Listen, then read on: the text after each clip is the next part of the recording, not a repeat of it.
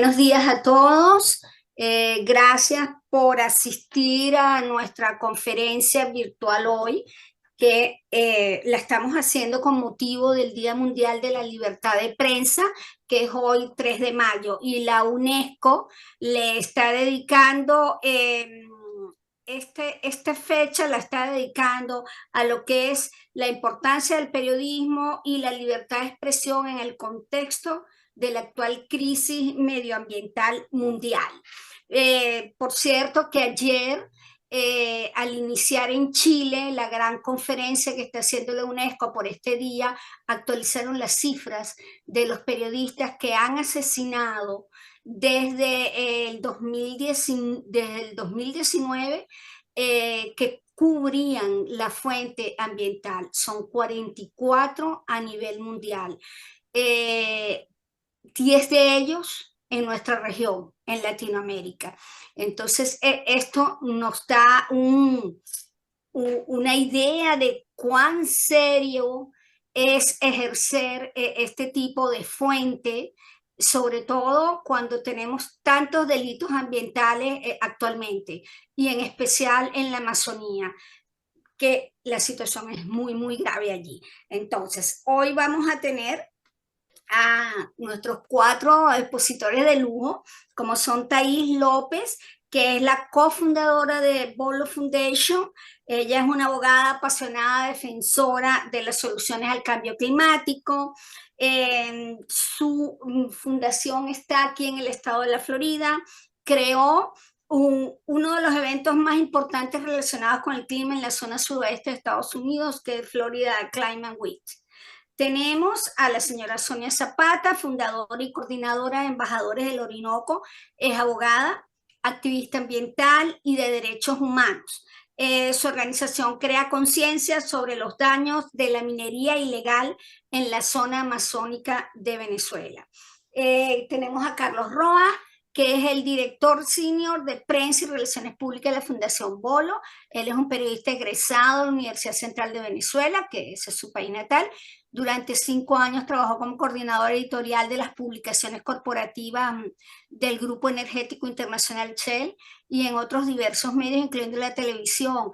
Y está también muy involucrado ahora con la fuente ambientalista. Y tenemos a Joanny Ponce, que es periodista especializada en medio ambiente, es una reportera experimentada y profesional de comunicaciones multiculturales, que ha desempeñado papeles clave enfocándose especialmente en comprender y atender las necesidades de la audiencia hispana en temas ambientales, comunitarios y migratorios. Así que vamos a comenzar esta conferencia con la señora Thais. Les doy las gracias a todos por haber aceptado ser nuestros expositores hoy. No, imagínate, las gracias te las damos nosotros y por ahí quiero comenzar dando las gracias en nombre de la Fundación Bolo y en nombre mío, por supuesto, de la cobertura que hemos tenido en los últimos años. De verdad que los medios de comunicación han sido invaluables, de verdad que ha crecido. En los últimos 10 años, creo yo, la Fundación cumple 10 años este año y al principio no se oía, no se sentía, no teníamos una voz, y el hecho de que ustedes, los periodistas, nos den una voz es súper importante. Nosotros somos una organización que nos basamos en la ciencia y en datos, y es difícil a veces. Yo, de hecho, mi esposo, él es un graduado en MIT, es un científico, y yo siempre digo que nosotros somos como el puente entre la comunidad científica y el día a día, las personas que nos oyen, a las cuales ustedes, los periodistas, entran en sus casas y lo sentimos. De verdad que yo, cuando me siento y veo a la persona que me dice el estado del tiempo todos los días, o la persona que me da las noticias todos los días, son parte de la familia ya. Entonces, tener una voz con la que tú te identificas, una voz que sientes familiar, una voz que ves todos los días, es mucho más importante que si un científico te pone a decirte no solo cosas complejas a nivel de tecnología y a nivel de palabras y de alto nivel, como yo le digo, a que ustedes traten de explicarle a las personas comunes que tenemos el lingo de todos los días, qué es lo que está pasando con el problema climático, que es algo que estamos experimentando en este momento, que no es algo a futuro. Yo creo que lo que pasaba hace 20, 30 años era que el climate change, el cambio climático, no es algo tangible. Entonces era difícil para la gente imaginarse qué era lo que estaba pasando cuando los científicos nada más les hablaban de ecuaciones o del calentamiento a nivel de temperaturas. Pero ahora lo estamos viviendo. Esto es algo que está pasando hoy, es algo que está pasando realmente. La subida del nivel del mar en la Florida está haciendo que nuestra agua potable sea infiltrada por el agua del mar y nuestra salud se vea afectada. Lo estamos sintiendo cada vez que hay un huracán y el desastre que ocurre, lo tenemos que volver a reponer, todos esos edificios que se caen, todas esas estructuras, y lo hacemos con el dinero de nosotros que pagamos taxes. Entonces la economía se ve increíblemente afectada. La contaminación en el estado de la Florida por la cantidad de carros, transporte es el primer contaminante del estado de la Florida, y 1 de cada 10 niños sufre de problemas respiratorios en la Florida. Entonces, cuando nuestros hijos y los hijos de nuestros hijos, nuestros nietos, se ven afectados, yo creo que algo muy valioso que hemos aprendido es que el periodista pone el factor humano en el cambio climático y cómo se ve afectada la persona. Definitivamente el conectar esos puntos es clave. Yo creo que la gente, cuando tú haces ahorita una encuesta, que estamos en año de elecciones, y preguntas cuáles son los problemas más graves que quisieras que tus gobernantes resolvieran, todo el mundo habla de inmigración, de economía, de salud, y no se dan cuenta de que todo está afectado por el problema climático. Como te lo dije antes, tu salud se ve afectada cuando estás tomando o comiendo plástico. Se dice que nosotros nos comemos una tarjeta de crédito mensual por todo el plástico que se comen los pescados que a la vez nosotros nos comemos, o todo este envoltorio en lo que se llevan todos los productos que nos consumimos. Entonces, hacer esa conexión de que, mira, la agricultura está siendo invadida por el problema climático, la economía, la inmigración, ¿cuántos huracanes no tuvimos que llegan a las islas del Caribe como Haití, como las Bahamas, y tuvimos gente que todo el mundo tiene que ir a algún lado cuando no tiene casa, entonces se vienen sobre todo al estado de la Florida. Entonces, cuando la gente entienda que hay que conectar los puntos y que todo está afectado por el cambio climático, yo creo que va a ser mucho más fácil para ustedes y para nosotros que la gente vote, vote, y cuando digo votar, es votar en todo lo que hacemos todos los días, como comemos, el desecho, las cosas que desechamos, el no reciclar, el no reusar, eso nos está afectando a nosotras, y es un voto que tú haces todos los días, pero también a nivel de votar por esos gobernantes que tienen una agenda, que tienen en su agenda el problema climático como algo importante y por lo que ellos van a buscar. Entonces, más que todo, bueno, sobre todo subrayar que este no es un asunto político, este es un asunto que nos afecta a todos, no es ni rojo ni verde, no es rojo ni azul, es un problema verde que nos afecta a todos. Yo siempre digo, cuando un huracán viene, no dice, mira, por aquí están los republicanos o por aquí están los demócratas y aquí es donde voy a hacer desastre.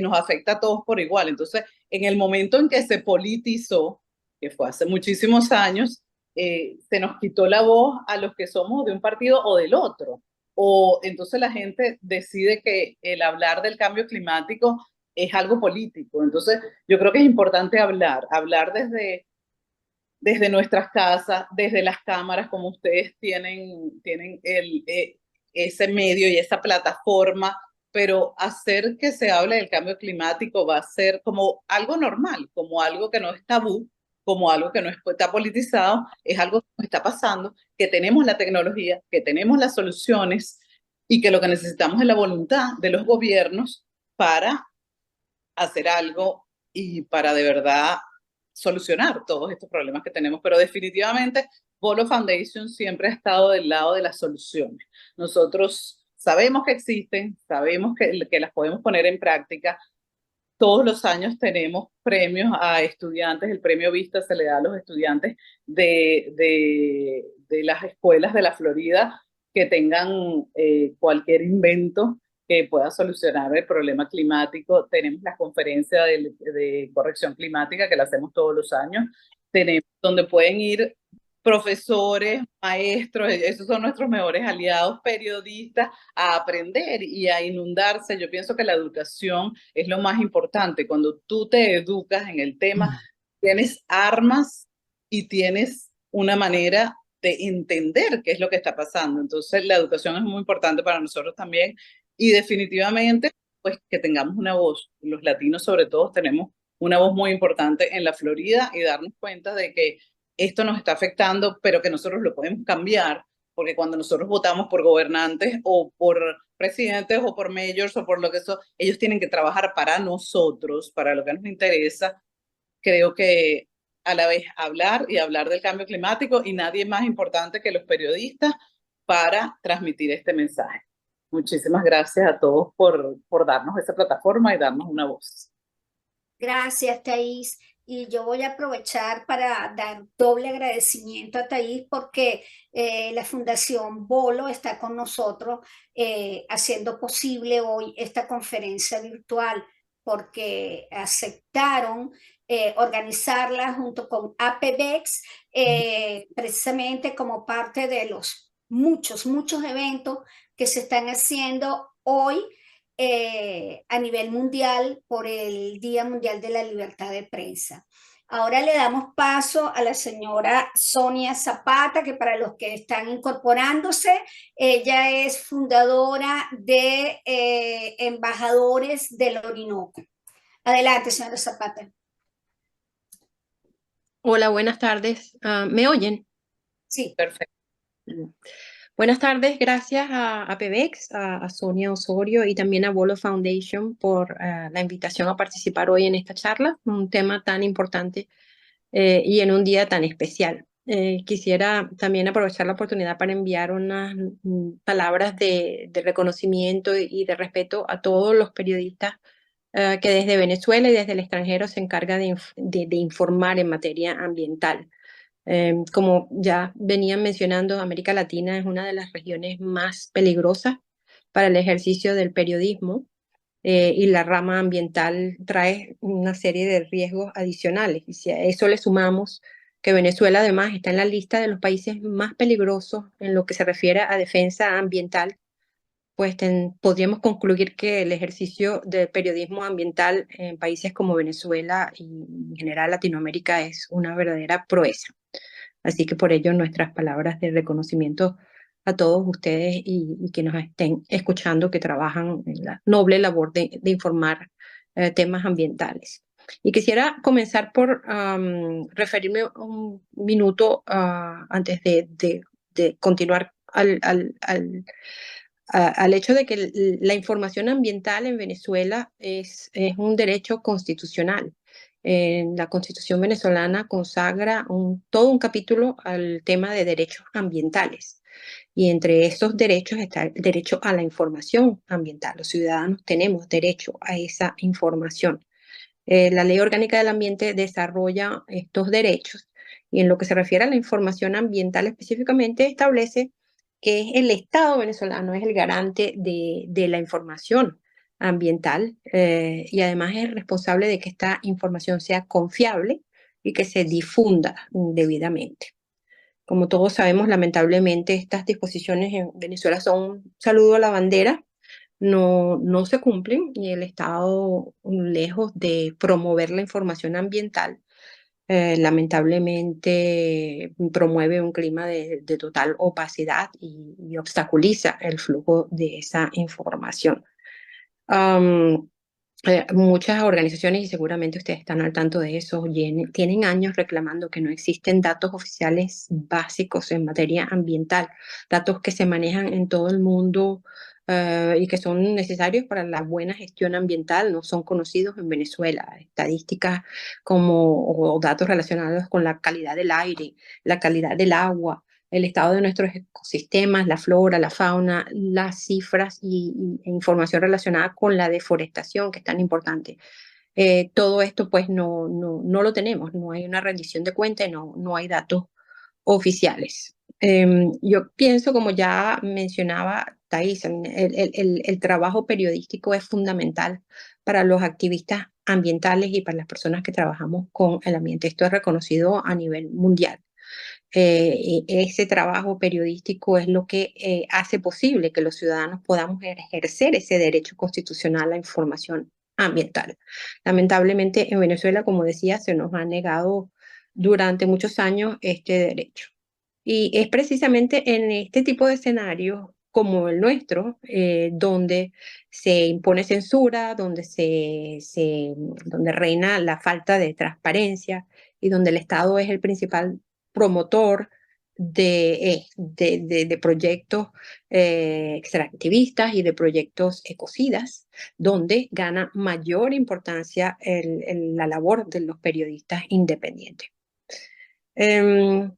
Pienso que hoy en día es imposible negar que de grupos, activistas y organizaciones, plataformas como la nuestra, que pretenden dar visibilidad, en nuestro caso a nivel internacional, a los temas ambientales que se presentan en nuestro país, dependemos casi exclusivamente de la sociedad civil venezolana, del trabajo de los actores de la sociedad civil, donde juega un rol fundamental el periodismo y que vemos estos periodistas y la prensa trabajando afortunadamente muy de cerca con científicos, con académicos, con las ONG, con activistas, con individuos y organizaciones que se encargan de dar visibilidad al tema de derechos humanos, derechos ambientales, derechos indígenas. Así pues que no queda ninguna duda que es gracias al trabajo de estos periodistas, entre otros, que se conocen temas, en el caso específico de Venezuela y más allá del foco especial de embajadores del Orinoco, es así como nos enteramos de lo que el desastre relacionado, por ejemplo, con los derrames petroleros, todas las construcciones que se están haciendo sin impacto ambiental en zonas protegidas. Estamos viendo lo que está pasando en Canaima, lo que está pasando en Morrocoy, lo que está pasando en Los Roques. Todo esto es información que en gran parte conocemos por ese trabajo de las ONG y de los periodistas que se arriesgan a informar de todas estas cosas. Ahora, entrando a la pregunta específica que, que nos hacíamos al principio, o lo que el tema específico de cuál es, en el caso de embajadores del Orinoco, cuál es el rol que juega el periodismo en las actividades de embajadores del Orinoco. Para entender ese rol un poco me tomo unos minutos explicando rápidamente nuestra historia y cuál es nuestro objetivo. Embajadores del Orinoco es una plataforma mayormente europea, que surgió por un grupo de venezolanos en Noruega, que fue donde se lanzó la propuesta inicial y el proyecto piloto, que nos vimos cada vez más frustrados por la realidad de que, a pesar de que leíamos constantemente lo que estaba pasando en Venezuela y todas las amenazas que representaba el proyecto en aquel entonces del arco minero del Orinoco, también veíamos que este tipo de desarrollos no recibían ningún tipo de atención a nivel internacional, al menos en nuestros países. Entonces, por un lado, recibíamos este tipo de información, veíamos como la destrucción, la devastación ecológica y humana y social y de todo tipo seguía creciendo en esa área, toda el área al sur del Orinoco, mientras que en estos países pues no se escuchaba ni palabra sobre lo que estaba pasando en la región amazónica venezolana. Y bueno, pues decidimos convertirnos en amplificadores de esas organizaciones locales que estaban trabajando para dar visibilidad a esto y utilizar el network y la red de contactos de la diáspora que estaban movidos por la misma inquietud para visibilizar esto ya a nivel internacional. Y bueno, es así como comenzamos a trabajar y y hemos hecho esto a través de distintas iniciativas y utilizando distintos canales. Hemos preparado una cantidad de conferencias. En Oslo tuvimos nuestro acto cada 3 años, que es el Orinoco Oslo Summit en el 2022 y que obtuvo el patrocinio del Research Council of Norway. Y hemos tenido eventos, charlas, entrevistas, eventos en distintas capitales europeas. Y bueno, todos estos eventos también incluye dar feedback a periodistas extranjeros y escribir nuestros propios artículos. Ha sido posible gracias al trabajo de los periodistas y las organizaciones que se han convertido en la fuente principal para nosotros poder ejercer esta actividad de activismo y poder darle visibilidad a toda esta situación. Pues a través de estas iniciativas hemos logrado poco a poco penetrar de estos países y trabajando esa información hemos logrado poco a poco que se cree esta conciencia sobre lo que está pasando.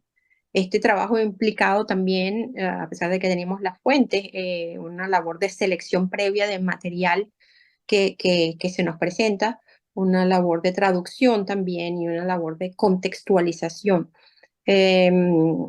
En cuanto a la selección, pues es importante y lo digo porque en caso de que existan activistas o personas en la diáspora, que no lo sé si lo están, que quieran unirse a este tipo de actividades y de denuncia, la labor de selección es importantísima porque no es lo mismo el mensaje que se envía a ciertos destinatarios. La audiencia cambia de país a país, no solo en términos del lenguaje, sino en términos del nivel de conocimiento, e incluso pues el nivel de cuánto se sabe. Entonces, no es lo mismo, o sea, no podemos dar un informe súper detallado sobre la devastación ecológica en el arco minero del Orinoco a una persona que no sabe qué es el Orinoco y ni siquiera sabe que Venezuela es un país amazónico. Y lamentablemente en Europa tenemos muchas personas muy bien versadas en temas de cambio climático, la Amazonía, que piensan todavía que la Amazonía, la región amazónica es solo Brasil.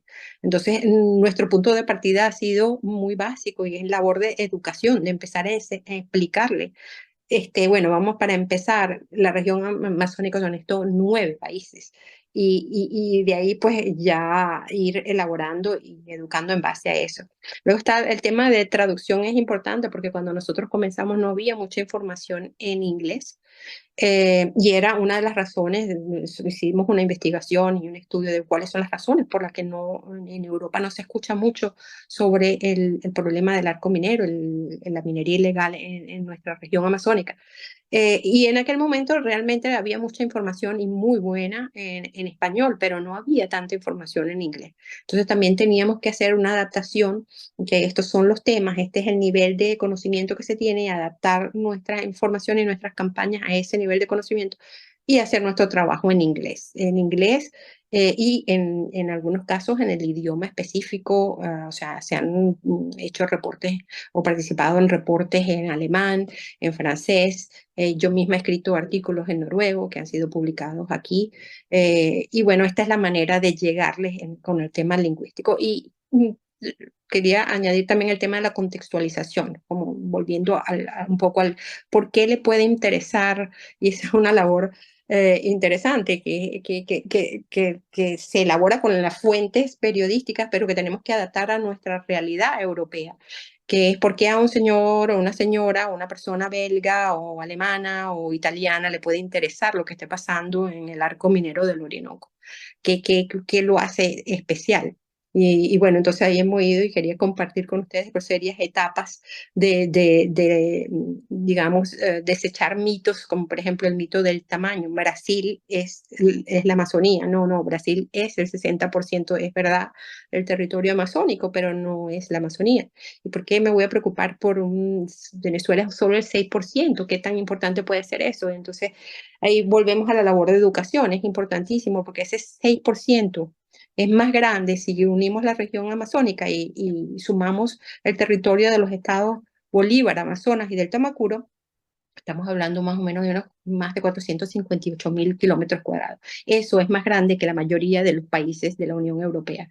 Entonces, eso ya logra abrir los ojos. O sea, cuando tú le dices a un europeo, mira, perdona, pero te parecerá pequeño, pero este territorio del que estamos hablando, nuestra región amazónica sola, es más grande que Alemania, es más grande que Italia, es más grande que Noruega, que Bélgica, que Suecia, que Holanda. Ahí conectas y eso ha sido algo que hemos descubierto. Tienes que conectar, tienes que hacerlo relevante. Igual, bueno, si no le interesa el tamaño de la Amazonía venezolana, bueno, la parte ecológica, ¿qué nos distingue a nosotros? ¿Por qué quieren ellos saber lo que está pasando en Venezuela? Bueno, si son personas que tienen un interés en la ecología y en la naturaleza, pues nosotros sí somos otro país amazónico, pero tenemos una cantidad de particularidades que nos hacen muy interesantes en el tema cuando se trata de denunciar. Por ejemplo, o sea, el Orinoco no se sabe, pero el Orinoco es uno de los ríos más largos de América Latina y es el tercero o cuarto río más importante del mundo en términos de caudal de agua, de descarga de agua. Estos son datos interesantes para personas en Europa. Lo mismo si hablamos de, bueno, sí, somos un país amazónico, pero dentro de nuestra parte está el 25% del macizo guayanés, del escudo guayanés, que es una joya ecológica porque pertenece a la época precámbrica, o sea, estamos hablando de que partes más antiguas del planeta, casi 2 billones de años. Y así sucesivamente. Si esto tampoco les entusiasma ni les parece importante, hay un tema que es muy importante, que es el tema de la seguridad y la paz mundial y el tema que viene muy conectado con la criminalidad y la realidad de que en Venezuela, en nuestra región amazónica, y eso es lo que lo hace también tan peligroso, esta minería ilegal está estrechamente vinculada con una cantidad de actividades ilícitas y crímenes crimen internacional organizado. O sea, ustedes lo saben y aparece publicado en muchos reportes, incluyendo los reportes de la propia OCDE, donde enumera la cantidad de crímenes conexos con la minería ilegal en Venezuela, como son el contrabando, tráfico de personas, lavado de dinero, incluso financiamiento del terrorismo. Entonces, si no podemos conectar con ninguno de estos, pues al menos esto es un argumento que hemos usado en Noruega, porque Noruega ha sido bastante tímida, por no decir totalmente tímida en denunciar o recibir nuestras denuncias, eh, entre otros por el tema del papel que juegan de facilitadores, y nuestra posición es que es al contrario. Si Noruega realmente le interesa la paz de la región, la paz de Colombia, la paz de Venezuela, la paz de la región, pues deberían abordar este tema y como una prioridad, porque este es un tema que va sin duda a afectar a la seguridad de la región y a la estabilidad de toda la región. Y bueno, así hay una cantidad esto es en el espíritu de contextualizar y por cómo estamos logrando llegarle a las personas basándonos en la información que obtenemos. Sin duda alguna, aquí el mensaje principal es nada de esto es posible si no tenemos nuestra fuente. Y la fuente principal son las organizaciones locales y los periodistas locales que se atreven a explicar lo que está pasando. Y bueno, ya con esto voy cerrando y no querían cerrar sin hablar de alguna de las fuentes que estamos usando y destacar ese trabajo porque de verdad que es un trabajo impresionante de medios como Armando Info, Transparencia Venezuela, el Correo del Caroní, y también más allá de Venezuela, ProDaVinci, Mongabay, Info Amazonia.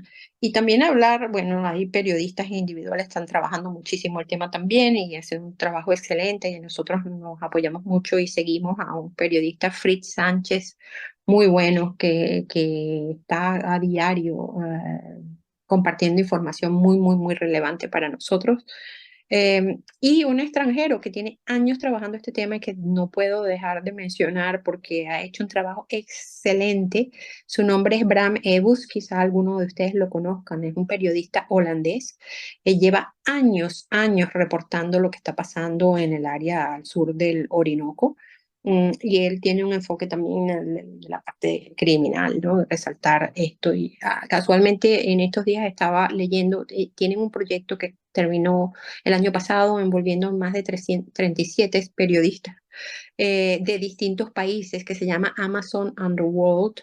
Así que si les interesa este tema, les recomiendo que vean y sigan esa cuenta. Amazon Underworld es una colaboración periodística entre Armando Info en Venezuela, una organización brasilera, un medio Info Amazonia y otra colombiana que se llama La Liga contra el Silencio.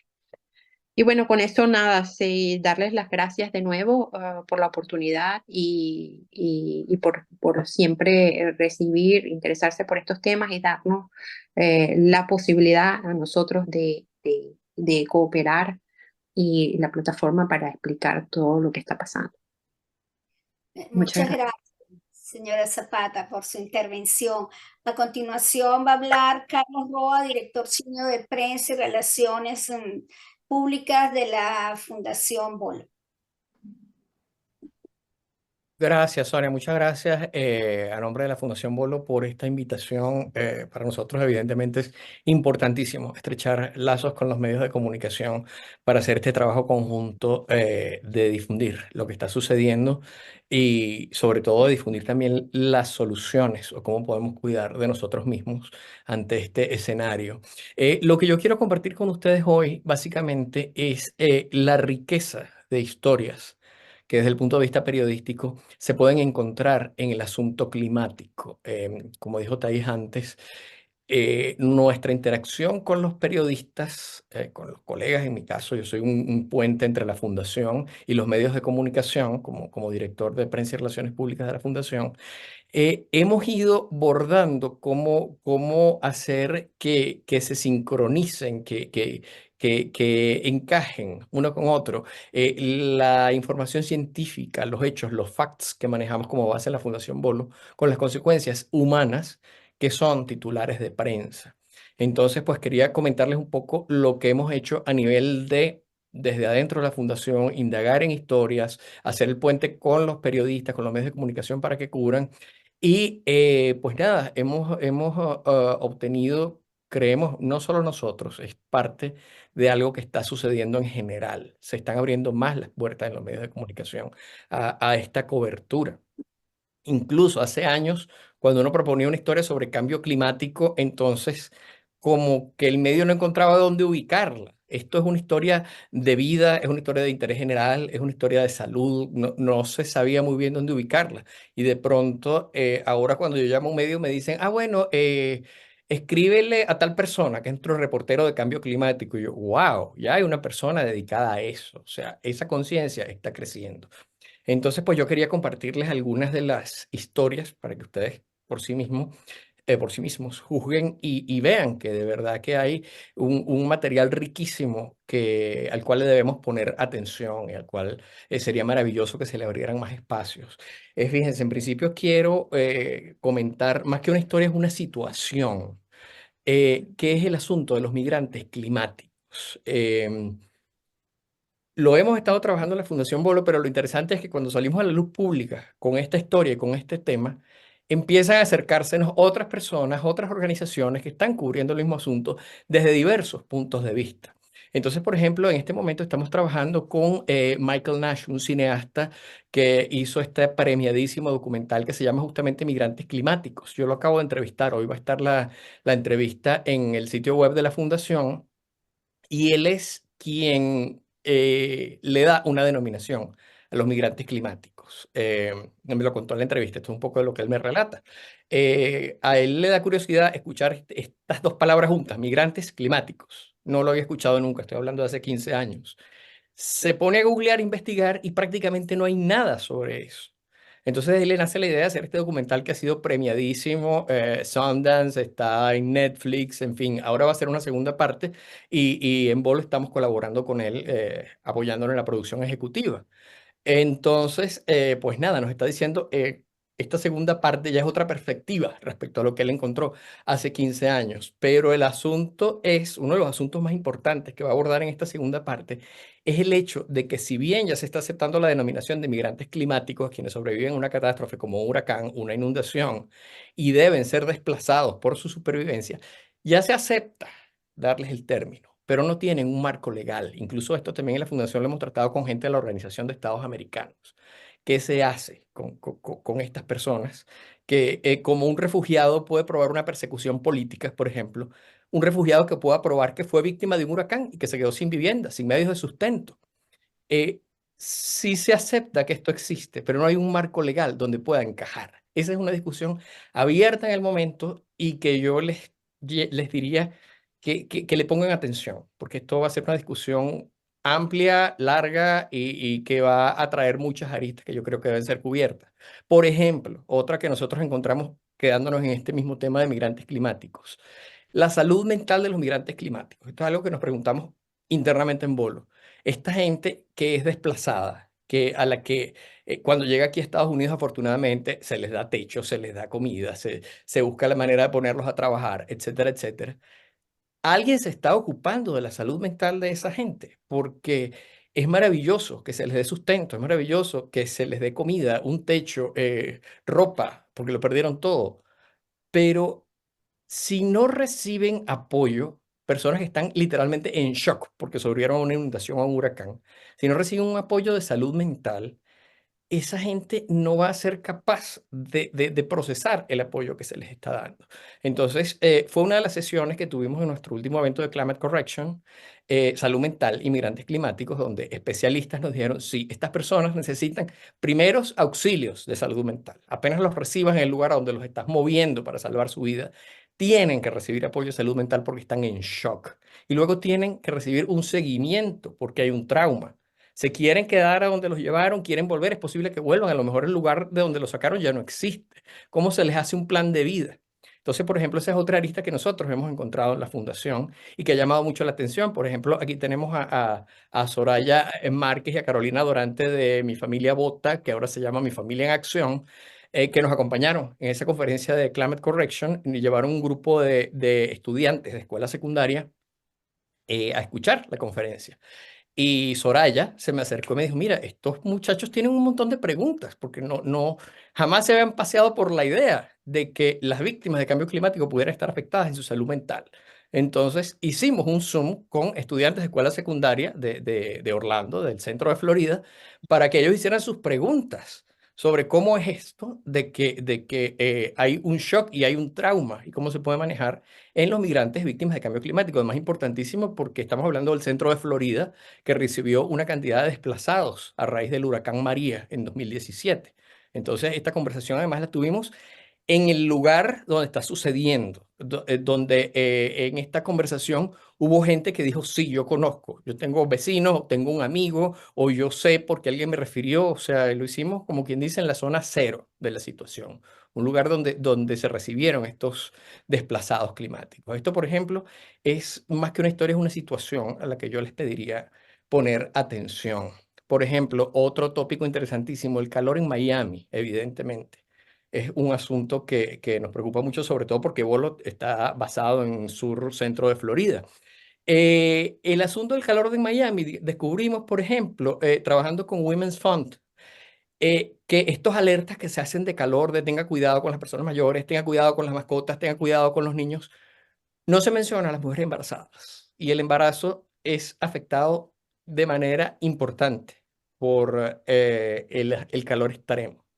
Entonces, hicimos bueno, una campaña de concientización que hizo la Fundación Bolo junto con el Women's Fund, pero también hicimos artículos al respecto, o sea, de concientización. Si eres mujer embarazada en Miami, ten cuidado con el calor. Eso hasta ahora no se había incluido. Entonces, allí encontramos también, digamos así, otro titular. El calor extremo es peligroso para las mujeres embarazadas. Eso no se había mencionado. Por ejemplo, calor y medicamentos fue otra nota interesante que manejamos. Se ha dicho poco, si es que se ha dicho, creo que se ha dicho muy poco en realidad, que si dejamos nuestros medicamentos dentro de un automóvil en climas de calor extremo, la composición química del medicamento se pierde, se modifica y pierden efectividad. Es otra nota que trabajamos también en la fundación. Em, También detectamos que los 4 estados más afectados por el cambio climático, Estados Unidos, California, Florida, Georgia y Texas, son los estados que tienen más población latina. Y los latinos suelen trabajar en empleos que son especialmente afectados por el asunto climático. Constructores, cambiando techos, trabajando en agricultura, trabajando en almacenes, en warehouses que no están adecuadamente ventilados. Entonces también por eso queríamos hacer hoy el llamamiento a cubrir estas informaciones en español, porque hay más conciencia y más cobertura en inglés, pero en español hay relativamente poca y es una población urgida de conocer esto para tomar sus medidas de protección.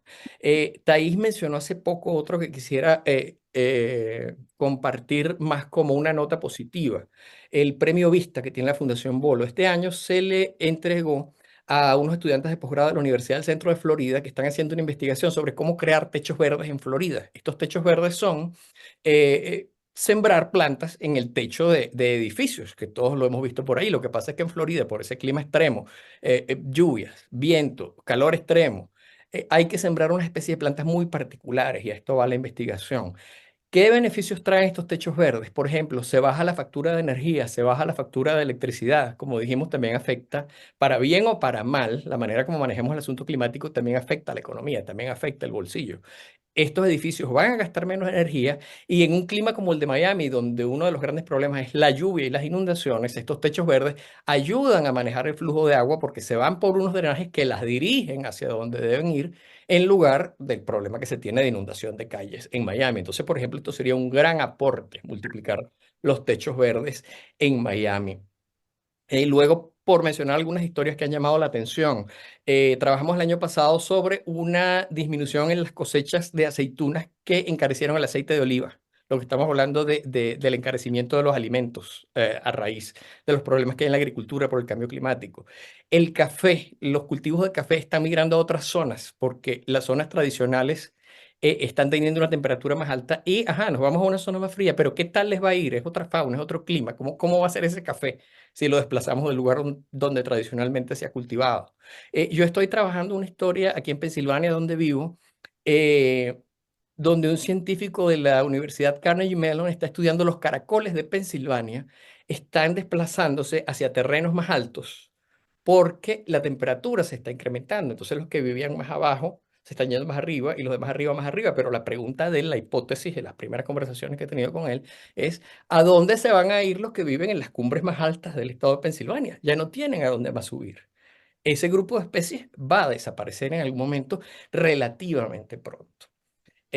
Para cerrar, quería mencionarles algunas cosas como el hecho de que hay grants, hay fondos disponibles de organizaciones para investigar el asunto climático. Por ejemplo, Pulitzer, la organización Pulitzer, tiene un grant, una subvención para quienes quieran hacer trabajos periodísticos sobre el asunto climático. Seguramente hay muchas más. Estoy nombrando y se las voy a mandar, la de Pulitzer, como para que tengan una referencia. Pero hay cosas como, por ejemplo, la agencia de noticias EFE tiene ahora una división que se llama, uy, perdón, me está sonando el teléfono, tiene una división, la agencia de noticias EFE, tiene una división que se llama F Verde, un poco lo que les decía al principio.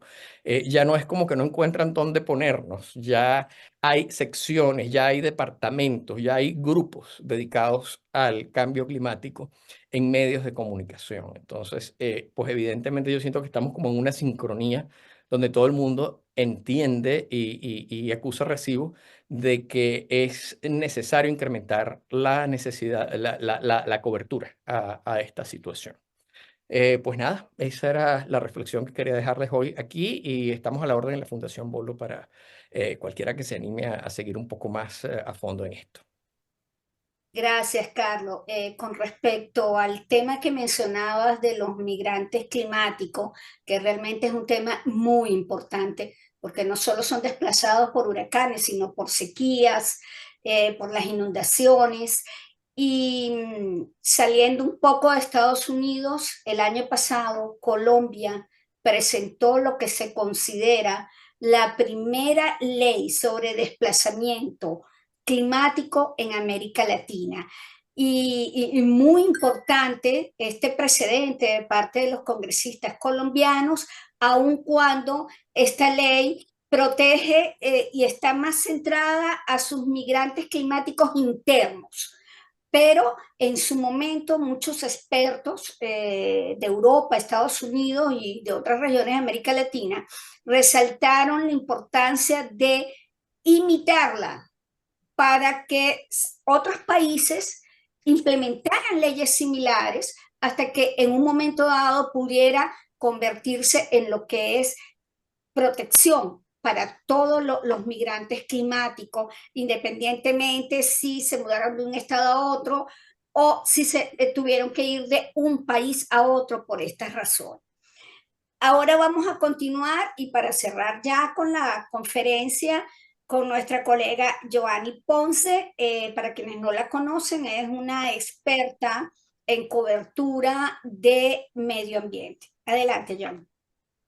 Buenos días a todos y muy agradecida con APEVEX, con Bolo, con los colegas que ya han hablado y bueno, decirles que soy una periodista independiente que trabaja para Yale Climate Connections, también para la organización Climate Power. Y quisiera reforzar esto, la crisis climática es uno de los mayores desafíos que enfrenta la humanidad en el siglo XXI. Y como hemos visto a través de las otras ponencias, es un tema que trasciende fronteras y que afecta, como lo decía bien Thais, como lo decía Carlos, a todos los aspectos de nuestras vidas. O sea, desde la salud, la economía, el medio ambiente, la migración, los derechos humanos. Y creo que como periodistas tenemos una responsabilidad ética de informar sobre este tema, que es crucial, y de cómo podemos tomar medidas tanto a nivel individual como comunitario para abordar esta crisis. Yo quiero hablarles de mi experiencia haciendo esta cobertura de temas del cambio climático y del medio ambiente en Estados Unidos.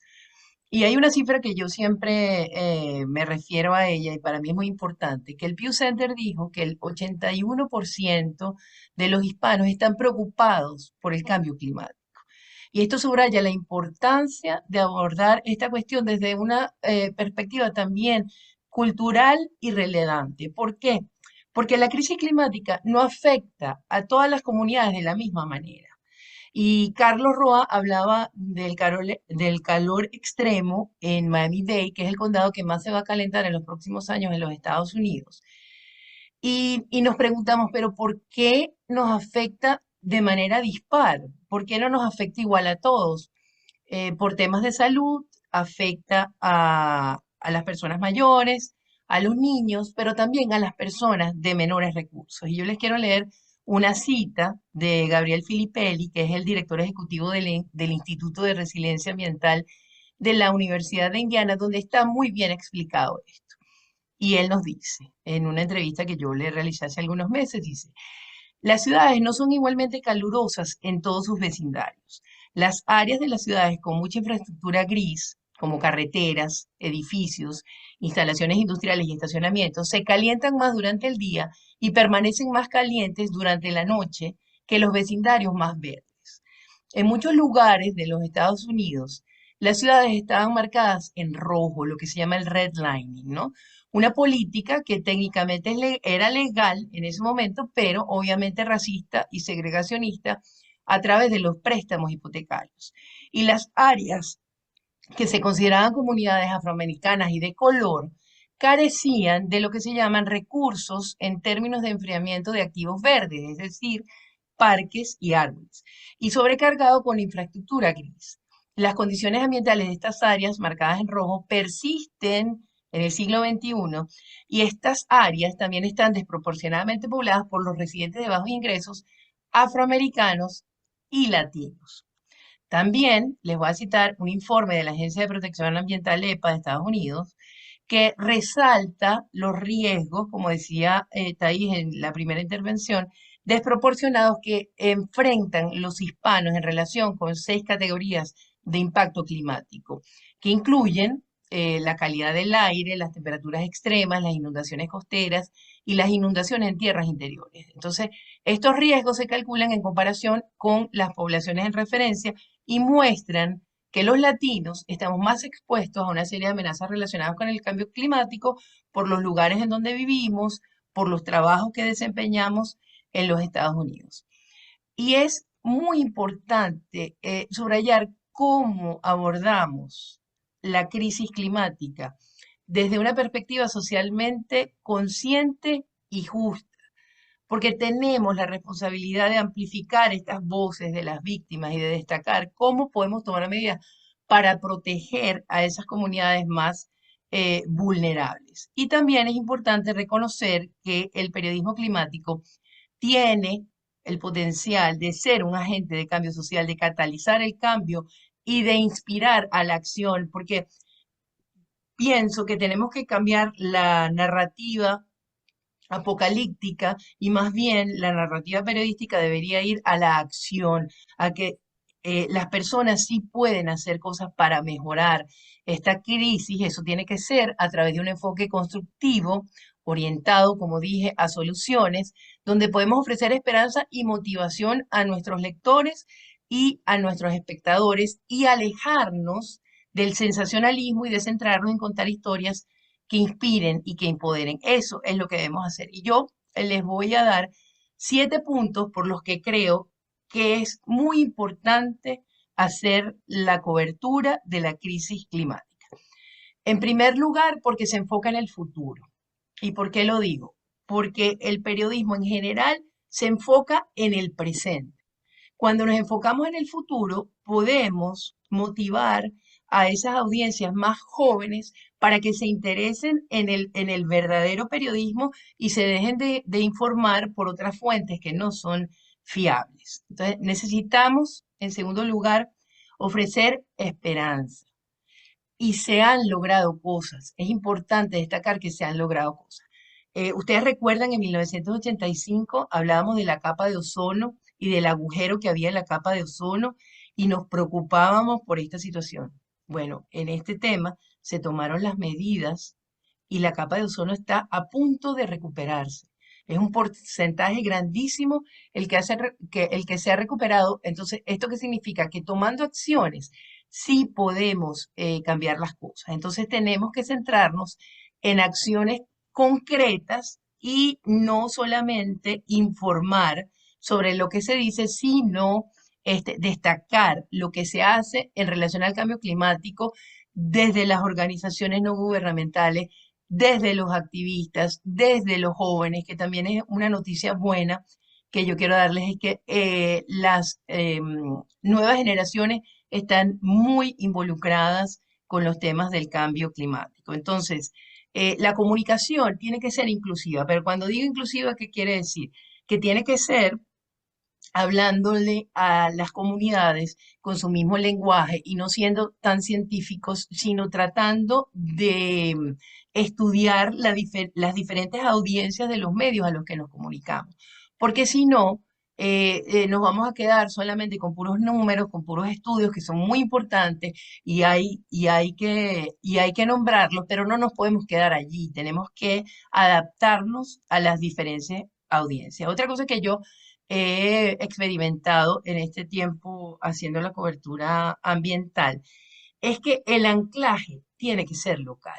¿Por qué? Porque muchas veces sabemos lo que está sucediendo al otro lado del mundo, pero no sabemos lo que está sucediendo en nuestro propio vecindario y cómo tomar acción. Entonces, es muy importante y en español, lo que sucede con los medios de comunicación en español es que tenemos muchas prioridades como la política, la migración y la economía, pero resulta que el cambio climático y el ambiente está relacionado con todo eso. Entonces, sí se ha avanzado en ese aspecto y sí hay secciones de clima y del ambiente en algunos periódicos, pero todavía tenemos que hacer más y no podemos simplemente traducir del inglés al español. Tenemos que hacer historias para nuestras comunidades, enfocadas en esos temas locales. También el periodismo climático tiene que tener un impacto real para que sea significativo. Ver esas historias de esos migrantes climáticos. Por ejemplo, yo estaba haciendo una historia para Yale sobre la salud mental y la migración climática, y una de las víctimas que entrevisté me decía que en el momento ella tenía que como solucionar muchas cosas y le dieron recursos, pero no le dieron ninguna ayuda a nivel emocional, y que ahora, 7 años después, ella se da cuenta que ha desarrollado ansiedad, que todavía tiene estrés postraumático. Y son cosas muy importantes que cuando nosotros las llevamos al papel o a la televisión, hacemos que sea visible ante los otros.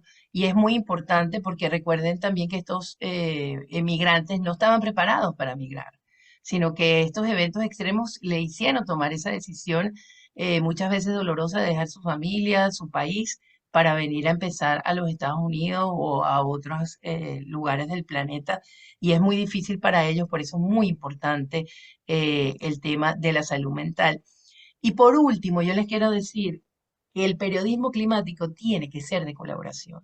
eh, los expertos, los científicos, los activistas, las organizaciones como Bolo, las organizaciones como la de la señora Sonia del Orinoco, todos tenemos que ir a ese objetivo, que es informar, y que la única manera de contrarrestar la desinformación que vivimos en todos los aspectos tiene que ser haciendo periodismo de calidad. Es el único camino que tenemos para contrarrestar la desinformación. Así que bueno, ya estamos a 2 minutos de terminar. Quiero ser consecuente con el tiempo de ustedes y con el tiempo también de los otros expositores. Así que este es el fin de mi ponencia, pero ya saben, haciendo periodismo de calidad, haciendo periodismo local, involucrándonos y colaborando unos a otros, podemos llegar a la meta. Y ya se han conseguido cosas y se seguirán consiguiendo cosas para tener un futuro mejor, no solamente para nosotros, sino para nuestros hijos y para los hijos de nuestros hijos y para las futuras generaciones. Muchas gracias. Gracias, Joanny. Tenemos tiempo para un par de preguntas nada más, respetando, como dijo Joanny, el tiempo de todos. ¿Alguien tiene alguna pregunta? Había visto a Soraya que había levantado la mano. Soraya. Oh, estaba aplaudiendo. Ah, ok. Gracias. No, de verdad que buenísimo, muy bueno, y me encantó lo que tú dijiste, que el mensaje tiene que ser del español al español. Tenemos que identificar cómo nos entiende la comunidad latina, un tema que necesitamos que entre en las prioridades de la comunidad hispana, ¿verdad? Pero buenísimo, he aprendido muchísimo y de verdad que tuvimos un panel de alto nivel con nosotros hoy. Gracias, Carlos, por la invitación. Yo hice Gracias una por pregunta por asistir. el chat, disculpe. Ok, Cira, y después Donatella. Ajá, adelante, sí. Yo había preguntado con respecto a lo que habló Carlos sobre cómo el calor afecta, si es cierto, porque esto lo he oído antes, de que las personas que toman medicamentos para la presión alta son más afectados por el calor extremo que hay aquí. Y bueno, quería saber si eso en realidad es cierto o es solamente un mito urbano. Bueno, de entrada yo te puedo decir que es cierto, pero me gustaría que Thais me ayudara con la respuesta porque esto lo trabajamos juntos. Realmente, como te digo, Cira, nosotros escribimos una nota sobre eso para el sitio web de la Fundación Bolo, pero fue Thais quien me llamó la atención sobre eso. Mira, Carlos, mira esto que está aquí. Investiga y escribe. Entonces, también me gustaría que Thais me ayudara un poco a recordar cómo fue ese episodio por el cual decidimos escribir una nota sobre ese asunto. Ahí no sabe cómo quitar el mute del teléfono. Mira, Te escuchamos, te escuchamos. me oye. Sí, definitivamente, pues, doctores tienen más experiencia en todo esto, pero no solo la gente con presión alta, pero los diabéticos también. Me recuerdo de cuando hicimos esa nota, las personas de presión alta y los diabéticos, pero creo que no te voy a dar una respuesta de médico, pero sí, esos dos sectores eran más. Igual que me acuerdo que los niños, por estar, es algo cómico, pero a la vez por estar más cerca al piso, porque son más chiquitos, tienen más problemas respiratorios. Entonces los niños que tienen asma, pero son cositas que recuerdo de esa, no recuerdo exactamente el porqué, pero diabéticos y gente con presión alta. Pero me encantó también, Johanny, cuando habla, yo quería decir que cuando decimos que tenemos que salvar el planeta, que no es el planeta se va a salvar, el planeta se va a adaptar, es la calidad de vida que le vamos a dar a nuestros hijos y a futuras generaciones. Estos calores extremos no los vivimos nosotros cuando éramos pequeños. Estos niños no pueden salir ni siquiera a jugar afuera, juegos de fútbol, porque el calor es tan extremo que te los tienes que meter en la casa, les tienes que estar dando agua, hidratándolos todo el tiempo, y tienes muchachos jóvenes, se acaba de morir uno en un maratón, que se están muriendo de strokes muy, muy jóvenes, y es porque el medio ambiente de verdad está afectando. Entonces, yo creo que el mensaje no es el planeta se va a desaparecer, sino la calidad de vida de nuestros hijos, de futuras generaciones, es lo que está perdiendo. Y yo, como madre, yo creo que como madre de una, somos madre de todos, y la voz de nosotros tiene que ser escuchada. Adelante, Donatella, la última pregunta. Sí, gracias. Qué ponencias interesantísimas. Yo las he aprendido también muchísimo. Sí tengo primero un pequeño comentario. No creo que fuera, es decir, aquí cuando ocurrió hace unos años, no recuerdo en qué año, el huracán Mitch, que golpeó severísimamente a Centroamérica, toda esa cantidad de personas que encontraron refugio aquí en Estados Unidos, se les otorgó lo que llaman un TPS, y eso es una forma de migración climática, ¿correcto? Eso por una parte. En segundo lugar, todas las coberturas que puedan hacer los periodistas pudieran no necesariamente estar enfocadas hacia los gobernantes. Yo pregunto, ¿hay terreno para que el comportamiento individual de cada persona, de cada familia, o sea, empecemos de micro a macro, si cada familia empieza a modificar sus costumbres de consumo, en cuanto a contaminación, utilización de recursos, el mismo cuidado de su área verde que tenga cerca, etcétera, ¿no podrá eso finalmente permear a las capas superiores y de gobierno? Si Ok, la señora Zapata quisiera responder. Bueno, puedo responder yo, aunque me gustaría que Johanny me ayudara. Ha pido la ayuda de Johanny también, que de paso Johanny ha tenido un buen seguimiento del huracán Mitch. Sí, mira, Donatella, gracias por traer lo del huracán Mitch y lo del TPS, porque fue una figura, o sea, digamos, particular por un evento particular, por un evento catastrófico particular, una nacionalidad en particular. El asunto es cómo englobamos a toda esa población que... a ver, conservadoramente, Michael Nash la estima en 500 millones para el 2050 que van a ser afectados por eventos climáticos extremos y van a necesitar desplazarse.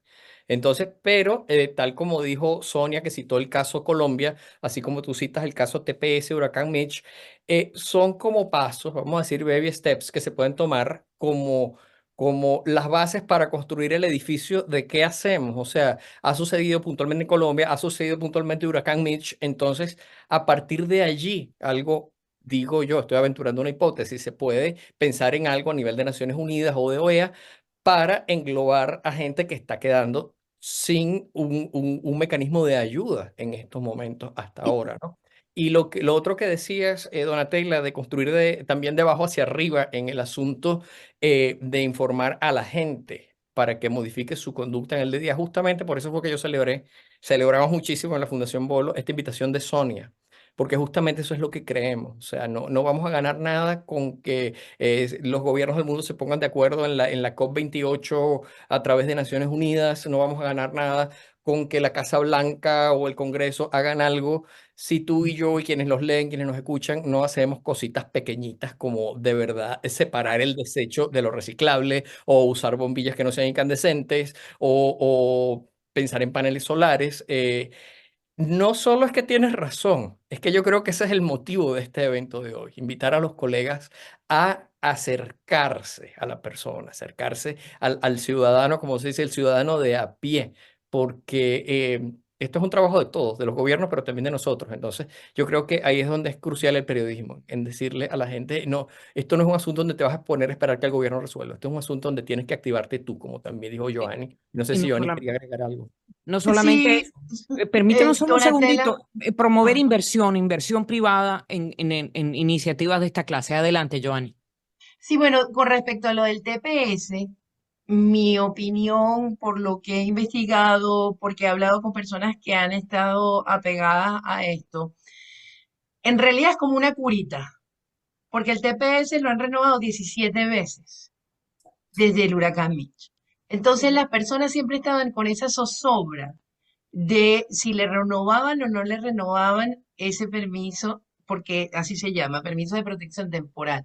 Entonces, una de las personas que entrevisté, Brenda Murphy se llama, ella me decía que cuando pudo tener su residencia, que la tuvo ya a través de su hija, después de tantos años, imagínate, a través de la hija, que sí era ciudadana y ya cuando la hija se hace mayor, la reclama.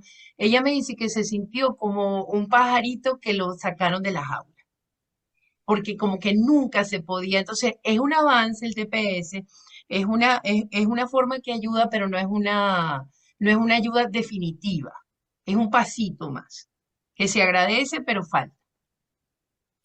Señora Zapata, y usted que también como desde su punto de vista como abogada, ¿qué opina con respecto a la importancia de proteger a estos migrantes climáticos?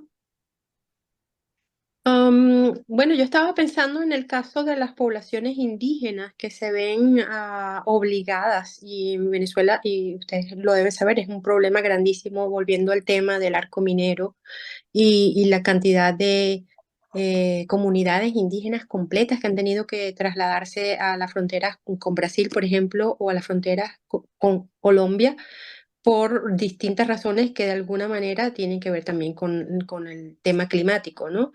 Si no directamente, en algunos casos indirectamente, por el caso de las enfermedades, la malaria, por ejemplo, que está vinculada es muy cercano al tema del yellow fever, ¿no? El mosquito y que provoca esta enfermedad y que está muy vinculada a la actividad minera, el tema de la deforestación.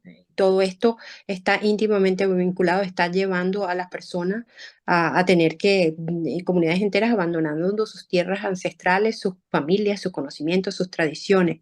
Malaria, hablando de la malaria, por ejemplo, no sé si ustedes están conscientes, pero hasta antes del COVID, Venezuela era el país en todas las Américas, 50% de los casos de malaria en todas las Américas estaban en Venezuela, o sea, la mitad en toda la región de las Américas. Esta es una de las razones. Luego está el tema, obviamente, de la criminalidad, la inseguridad y todo esto, pero si pienso en el tema de los migrantes climáticos, de alguna manera lo que veo es la cantidad de impactos que por razones directas o indirectamente relacionadas con esto han forzado a poblaciones indígenas a trasladarse fuera del país. Gracias, señor Zapata. Sé que hay dos personas que quieren preguntar, pero ya estamos en la hora 12:10. APVEX les agradece a todos haber participado. Les damos las gracias a nuestros excelentes expositores. Todos desde cada un ángulo diferente nos han presentado una perspectiva y una escena muy importante y sobre todo a seguir para quienes cubren la fuente y precisamente es muy importante continuar manteniendo la fuente y exponer todo lo que está pasando con lo que es el cambio climático. Así que muy agradecidos y les deseamos a todos un feliz fin de semana.